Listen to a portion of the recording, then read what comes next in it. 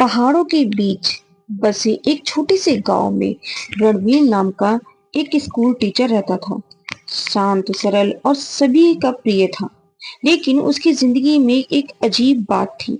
उसके घर का पीछे वाला जो लकड़ी का दरवाजा, जिसे वो कभी किसी को छूने नहीं देता था। जो लोग कहते थे कि वहां से अक्सर रात में धीमी सी दस्तक सुनाई देती है, पर रणवीर हमेशा इन बातों को मजाक में समझाकर टाल देता। एक ठंडी रात, जब हवा में डर जैसा सन्नाटा तैर रहा था, रणवीर दीपक बुझने से पहले किताब पढ़ रहा था कि ठक ठक दस्तक ऐसी आवाज उसको सुनाई दी। फिर दस्तक वो जोर से होने लगी। ठक ठक। वो कांप गया। ये वही दरवाजा था जिसकी ओर देखने से भी वो बचता था। डरते डरते उसने कुंडी खोली।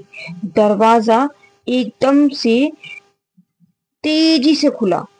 धीरे से अंधेरे में सिर्फ एक चीज थी, जमीन पर रखा एक पुराना काला डिब्बा। उसने कांपते हाथों से डिब्बा उठाया। जैसे ही खोला, अंदर एक छोटा सा आईना और एक मुड़ा हुआ कागज था। कागज पर सिर्फ इतना लिखा था, सच देखने की हिम्मत है। आईने में झांकते ही रणवीर एकदम सन्न सा रह गया।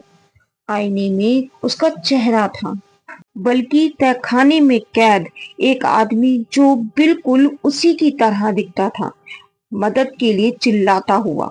और तभी किसी ने उसके पीछे से फुसफुसा कर कहा, अब तुम असली रणवीर नहीं रहे। आईने में दिखते हुए उस आदमी जो बिल्कुल रणवीर जैसा था, उसे देखकर रणवीर के पैरों तले जमीन खिसक गई। उसकी सांसें तेज हो गई। वो समझ ही नहीं पा रहा था कि ये सपना है या कोई डरावना खेल। पीछे से आई फुसफुसाहट ने उसे जमा दिया, अब तुम असली रणवीर नहीं रहे। रणवीर झटके से पीछे पलटा। वहां कोई नहीं था। सिर्फ हवा का एक ठंडा झोंका कमरे में फैल रहा था, जैसे कोई अभी अभी गुजर कर गया हो। दरवाजा अपने आप धीरे धीरे खुल सा गया था, ठक ठक की तरह। रणवीर ने फिर आईने की तरफ देखा। आईने में वो दूसरा रणवीर किसी तहखाने जैसे जगह में कैद था। दीवारों पर खून जैसे निशान और उसकी आंखों में भय की जगह उम्मीद थी, मानो वो उसे देख सकता हो। अचानक आईने में कैद रणवीर ने होठ हिलाए, मुझे बाहर निकालो। और उसी पल आईने के पीछे से किसी ने जोर से प्रहार किया। उसको रणबीर को मारा। आईना दरारों से भर गया और लेकिन वो टूटा नहीं। रणबीर कांप गया। आईने के पीछे कोई था। वो तुरंत डिब्बा बंद करने लगा, पर तभी कागज का पन्ना हवा में उड़कर जमीन पर गिरा। इस बार उस पर नई लाइनों पर आई थी, सच को छिपाना बंद करो, तहखाना खोलो। रणबीर का दिल जो था ना, वो तेजी से धड़कने लगा। उसके घर में तो कोई तहखाना ही नहीं था, या शायद वो भूल ही रहा था।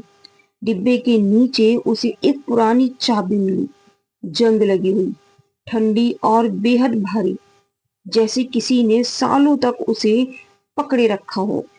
कमरे की लकड़ी की फर्श पर उसने हाथ फेरा। एक जगह अलग सी लगी।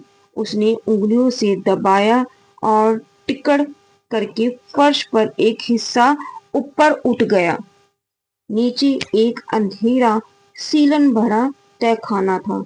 उसे अचानक एहसास हुआ, शायद आईने वाला आदमी वास्तव में दूसरा रणवीर था, बल्कि असली रणवीर और ऊपर रहने वाला कोई और ही नहीं था। जिस क्षण उसने सीढ़ियों पर पहला कदम रखा, नीचे से किसी की दर्द भरी चीख गूंजी, बहुत देर कर दी, वो लौट आया है। रणवीर तो एकदम से ठिठक सा गया। ऊपर का दरवाजा अपने आप बंद हो गया और नीचे अंधेरे में दो आंखें चमकी, मानो वो जिसे बचाने जा रहा था वो असल में शिकार नहीं, शिकारी था। तहखाने में दो चमकती आंखें देखते ही रणवीर की रीढ़ में सिरहन दौड़ गई। नीचे फैली सीलन की बदबू में कुछ और भी मिला हुआ था, जैसे जले हुए लकड़ी और लोहे का मिश्रण। वो धीरे धीरे नीचे उतरा, हर कदम के साथ पीछे से आने वाला अंधेरा जैसे उसे निगलता जा रहा था। सीढ़ियों के अंतिम पायदान पर पहुंचते ही एक नर्म आवाज सुनाई दी, आखिर तुम आ ही गए। आईने वाला रणवीर सामने खड़ा था, थका हुआ, कमजोर और बिल्कुल असली जैसा। पर उसके चेहरे पर मुस्कान अजीब थी, जैसे किसी गहरे राज का बोझ लिए है। रणबीर ने हकलाकर पूछा, तुम कौन हो? आईने में क्यों थे?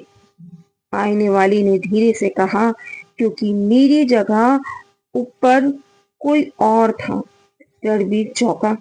उसने तहखाने की दीवार पर हाथ फेरा। वहां उभरे हुए नाखूनों के निशान थे, जैसे कोई सालों तक वहां कैद रहा हो। कितने समय से? रणवीर ने डरते हुए पूछा। आईने वाली ने जवाब दिया, उतने समय से जितना तुम याद भी नहीं करना चाहते। उसी वक्त ऊपर से किसी के चलने की आवाज आई, धीमी भारी मंजिलें नापती हुई। रणबीर और उसका दूसरा रूप दोनों एक साथ ऊपर देखने लगे। आईने वाला फुसफुसाया, वो तुम नहीं और मैं नहीं, वो तीसरा है। रणबीर की धड़कनें एकदम से रुक गई। घर में उन दोनों के अलावा एक और मौजूद था। अचानक नीचे रखे आईने पर दरारें चलने लगी और भीतर से एक परछाई उभरने लगी, ऊंची टेढ़ी, मानो इंसान की नकल करती हो, लेकिन पूरी तरह इंसान ना हो। आईने वाले रणबीर ने घबरा कर रणबीर का हाथ पकड़ा। जल्दी करो, वरना ये फिर तुम्हारी जगह ले लेगा। ऊपर से कदमों की आवाज और तेज हुई। इस बार वो चीज सीढ़ियों पर उतर रही थी। ठक ठक ठक। रणबीर ने कांपते हुए पूछा, ये आखिर है कौन? आईने वाला उसके बिल्कुल पास आकर बोला, ये वही है जिसने मुझे कैद किया, और अब तुम्हारी बारी है। तभी सीढ़ियों पर खड़ा वो तीसरा रणबीर दिखाई दिया।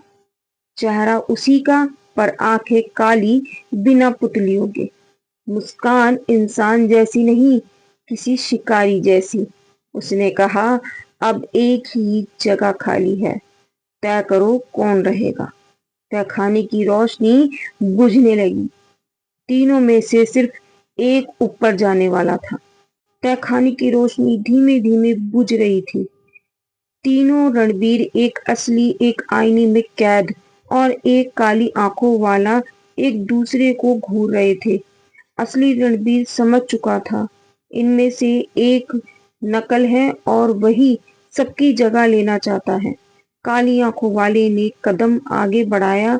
अंधेरे में उसकी परछाई मानो इंसानी शरीर से बाहर झांक रही थी। तुम दोनों याद नहीं रखते, वो बोला, लेकिन मैं ही हूँ जिसे तुमने बनाया था। असली रणवीर चौंक गया। मैंने किसी को नहीं बनाया। आईने वाला रणवीर धीरे स्वर में बोला, नहीं, तुमने नहीं, तुम्हारे डर ने उसे जन्म दिया। तहखाने की दीवारें कांप उठी। सीलन भरी हवा में फुसफुसाहट गूंजने लगी। आईने वाली ने समझाया, सालों पहले तुमने यहाँ एक भयानक हादसा देखा था, जिसे तुम भूलना चाहते थे। तुम्हारा डर, अपराध बोध और अकेलापन, इन तीनों ने मिलकर एक छाया रूप पैदा किया था। काली आंखें मानो अंगारों की तरह चमक उठी। हाँ, मैं तुम्हारे डर का रूप हूँ और मैं असली बनना चाहता हूँ। अचानक वो असली रणवीर पर झपटा। रणवीर पीछे हटते हटते आईने से टकरा गया। आईना बुरी तरह कांपा और उसके अंदर कैद रणवीर चिल्लाया, आईने को तोड़ दो, यही इसका रास्ता है। पर काली आंखों वाले ने चीख कर कहा, अगर आईना टूटा तो तुम दोनों मिट जाओगे, सिर्फ मैं ही बचूंगा। दोनों दावों में कौन सच था, रणवीर समझ ही नहीं पा रहा था। पर उसके पास समय नहीं था। एक पल बाद उसने पूरी ताकत से आईने पर मुक्का मार ही दिया। आईना हजार टुकड़ों में बिखर गया। तहखाने में सफेद रोशनी फैल गई। काली आंखों वाला दर्द से चीखने लगा। उसका शरीर धुएं की तरह टूटने लगा, मानो उसकी असलियत बाहर आ रही हो। नहीं, मैं वही हूँ जो तुम बन सकते थे। और अगले ही पल वो काला रूप गायब हो गया, जैसे कभी था ही नहीं। रोशनी बुझी, सब शांत हुआ। असली रणवीर ने चारों ओर देखा। आईने वाला रणवीर भी गायब था। केवल वो अकेला था, या शायद आखिरकार केवल वही असली था। वो सीढ़ियां चढ़कर ऊपर आया। दरवाजा सहजता से खुल गया। अब उसमें कोई आवाज नहीं थी। घर में गहरा सन्नाटा था, जैसे किसी भारी बोझ से मुक्त हो गया हो। अगली सुबह गांव वालों ने उसे बाहर टहलते देखा, शांत, पहले से हल्का और आंखों में एक नई चमक के साथ। किसी ने उससे दरवाजा या तहखाने के बारे में पूछा तो वो बस मुस्कुराया। कुछ दरवाजे बंद ही रहने चाहिए, नहीं तो हम अपने ही डर से मिल सकते हैं।